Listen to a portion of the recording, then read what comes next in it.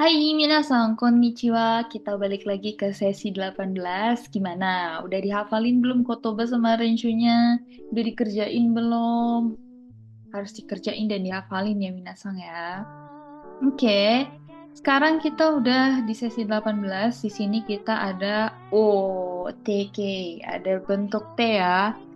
Nah, di sini belajar bentuk T kita harus sabar karena agak rumit yang di kelompok satunya ini. Sebenarnya kelompok satu aja sih. Kelompok dua sama kelompok tiga, minasang pasti bisa lah. Oke, yang kelompok satu ini itu, jadi dalam bahasa Jepang, kosakata itu dibagi jadi tiga kelompok ya, minasang. Ada kelompok satu, kelompok dua, sama kelompok tiga. Nah, ini biasanya ditentukan dari ada yang melihatnya seperti ini.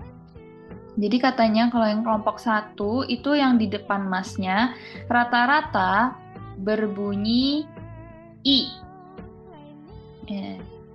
Tunggu. Ini kelewat.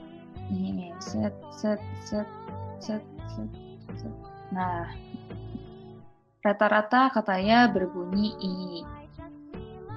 Nah, contohnya, kai, mas, maci, mas, kaeri, mas, kaki, mas, oyogi, mas, yomi, mas, hakobi, mas, shini, mas, hanashi, mas. Semuanya bunyi i ya, minasang. Nah, kalau kata kerja kelompok dua, itu dia biasanya berbunyinya e. Tapi ada juga yang i. Nah, di sini ini yang bikin bingung karena di kata kerja kelompok 2 ada I juga. Di kata kerja kelompok satu juga ada I. Nah, jadi cara membedakannya yang kelompok satu sama kelompok 2 selain dengan cara ini yaitu dengan melihat bentuk kamusnya, minasang. Contoh, yang pertama ini ya, kaimas ya. Kita taruh di sini aja deh. Kaimas. Aduh, pakai hiragana deh.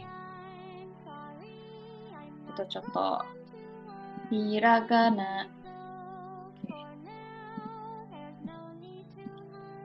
Contohnya kaimas.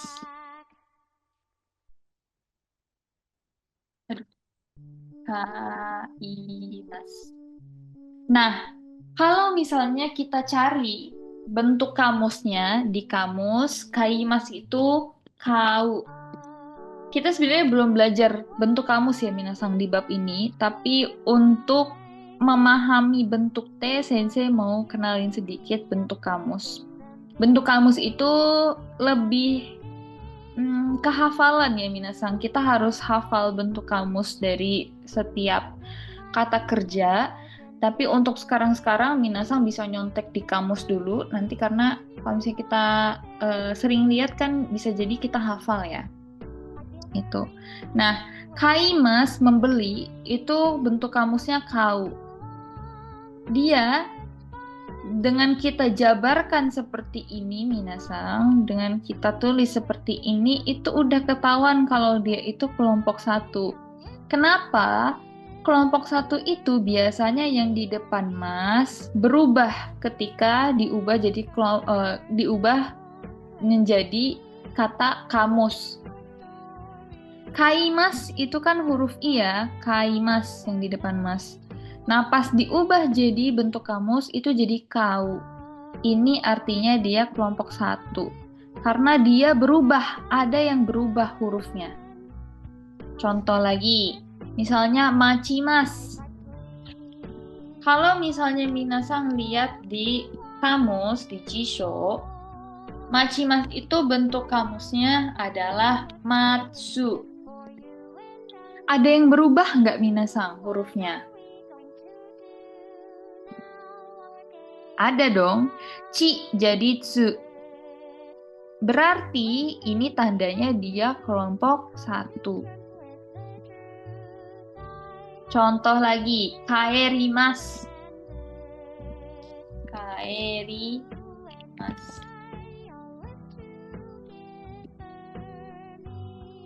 Kalau minasan cari bentuk kamusnya di kamus Kaerimas itu apa bentuk kamusnya?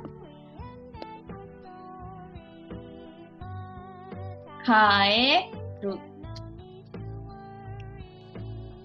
Nah, ada yang berubah ya minasang ya? Ada nggak?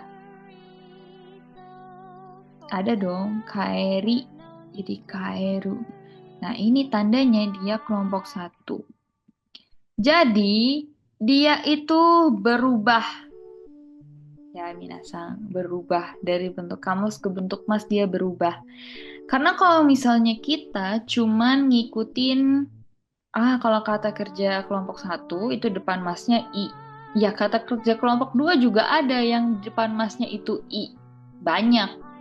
Gimana kita cara ngebedainnya? Bingung kan? Nah, pakai cara yang ini, minasang. Gitu. Terus, kata kerja kelompok dua.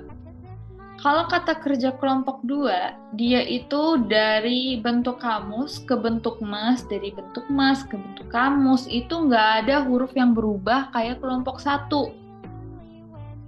Misalnya, demas. Kalau minasang lihat di kamus, demas itu bentuk kamusnya adalah deru. Nah, yang di depan mas ini nggak ada yang berubah kan minasang? Nah, nggak ada huruf yang berubah. Yang di depan masnya nggak ada huruf yang berubah. Kalau kelompok satu, yang di depan masnya berubah. Kelompok dua nggak ada. Nah, itu cara membedakan kelompok satu sama kelompok dua. Kalau misalnya minasang bingung hanya dengan cara melihat I atau E atau I-nya. Contoh lagi, tabe mas. Kalau minasang lihat di kamus, bentuk kamusnya apa? Tabe. Ya kan? Di depan mas ada nggak yang berubah hurufnya? Nggak ada, karena dia kelompok dua. Nah, sama-sama B ya. Tabemas, taberu. Coba lagi, umaremas. Umaremas.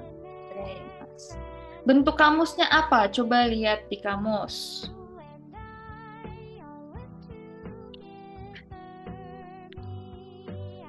Bentuk kamusnya umare. Itu. Berarti dia kelompok berapa? Ya, kelompok dua, karena nggak berubah ya yang di depan masnya. Gitu. Nah, itu cara membedakan kelompok satu sama kelompok dua ya, minasang. Terus, kelompok satu itu dia perubahan ke bentuk T-nya ada rumusnya. Rumusnya itu ini, minasang. Ichirite nibiminde kiite giide shishite ichirite nibiminde kiite giide shishite. Kalau sensei nibimin. Tapi di sini mibimi ya. Nibimin deh. So desu.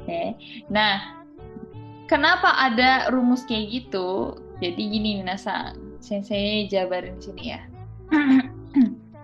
Tadi itu kan i, chi, ri itu jadinya t. Ni, bi, ni jadinya de. Ni bi min de, ki, ite, gi, ide, shi, shite. Nah, cara merubah dari bentuk mas ke bentuk T. Kita lihat yang di depan mas itu huruf apa? Kalau di sini huruf I. Berarti kita lihat di sini, kalau huruf I kita ganti jadi apa? Jadi T. Ya udah, dari kaimas I-nya kita ganti jadi T. HT. Nah, jadi deh bentuk T. Contoh lagi, coba hanashimas. Hanashimas di depan mas itu huruf shi. Coba dilihat rumusnya. Kalau bentuk kalau huruf shi itu berubahnya jadi apa? Bentuk T-nya. Ichirite, nibiminde, ki ite, gi ide, shi, shite. Nah, kalau shi jadinya shite. Berarti hana shite.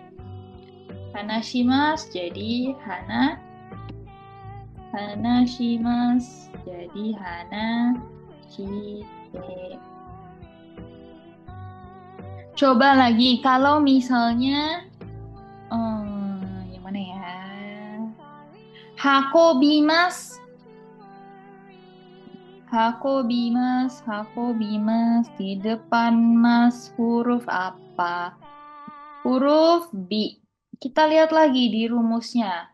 Kalau huruf B itu diubah jadi apa? Ni, bi, mi, ende. Berarti B jadi ende. Hakonde. B-nya diganti jadi ende. Hakonde. Gitu, gampang.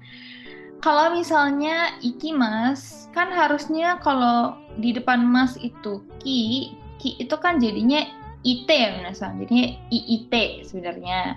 Tapi karena dia itu special, dia itu istimewa. Ikimas itu berubahnya jadi ite, bukan iite. Gitu ya. Cuman ikimas aja ya yang spesial ya. Yang lain enggak. Terus kalau yang kata kerja kelompok 2 itu dia lebih gampang sebenarnya daripada kelompok 1. Karena tinggal masnya aja kita ganti jadi T. Demas jadi DT. Tabemas jadi tabete. Umaremas jadi umarete. Okimas jadi okite. Karimas jadi karite. Orimas jadi orite. Dan seterusnya. Tapi hati-hati karena okimas itu juga ada yang kelompok 1 ya minasang. Cuman beda arti aja. Kalau okimas yang bangun, okimas yang artinya bangun, yang kanjinya kayak gini, itu dia artinya itu dia masuknya ke kelompok 2. Kalau okimas yang kanjinya kayak gini, yaitu meletakkan, artinya itu dia masuknya ke kelompok 1. Kamusnya juga beda, bentuk kamusnya juga beda ya minasang. Kalau okimas yang atas, yang kelompok 2, itu dia bentuk kamusnya okiru. Tapi kalau okimas yang di bawah, ini bentuk kamusnya oku. Jadi udah jelas kalau misalnya mereka beda kelompok. Gitu. Jadi kalau okimas yang kelompok 1, dia berubahnya jadi apa minasang? Kalau okimas yang kelompok 2 ini kan jadinya tadi okite. Ya kan? Karena kelompok 2 kan masnya tinggal diganti jadi T aja. Kalau yang ini, okimas yang kelompok 1, kita lihat dulu. Di depan mas itu huruf apa? Huruf ki. Berarti kalau kita lihat di rumusnya, ki itu diubah jadi apa?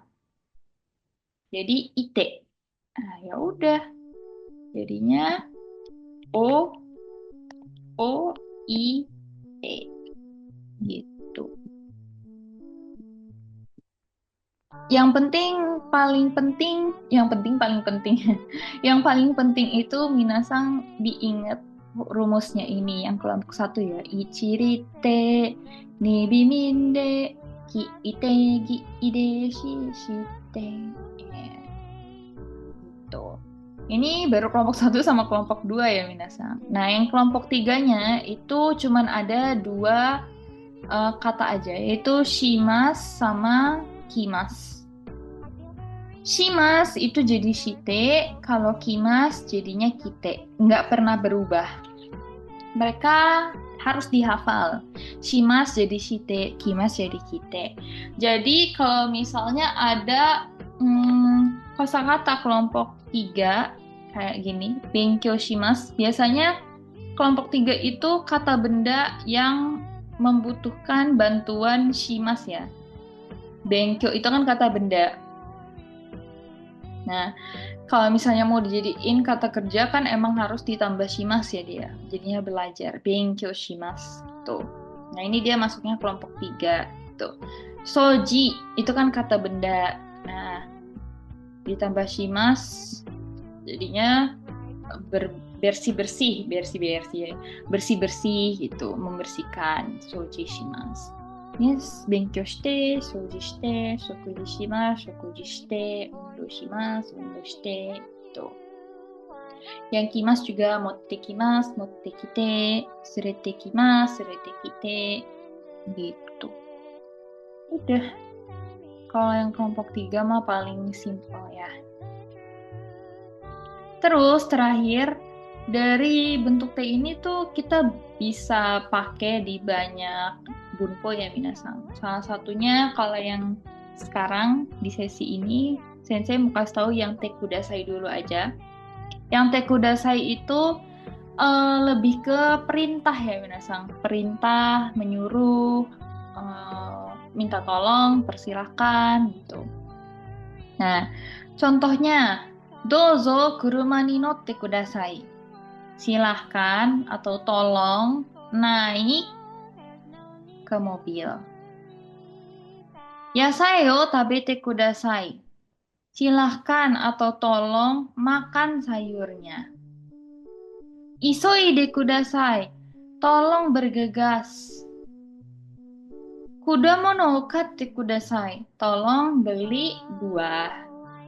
Tuh. Contoh lagi kalau misalnya saya bilang, tolong, silakan duduk. Silakan duduk. Berarti gimana? Boleh pakai dozo. Kalau enggak juga nggak apa-apa. Suate kudasai. Kalau pakai dozo dia jatuhnya lebih halus ya minasang. Dozo suate kudasai itu silakan duduk.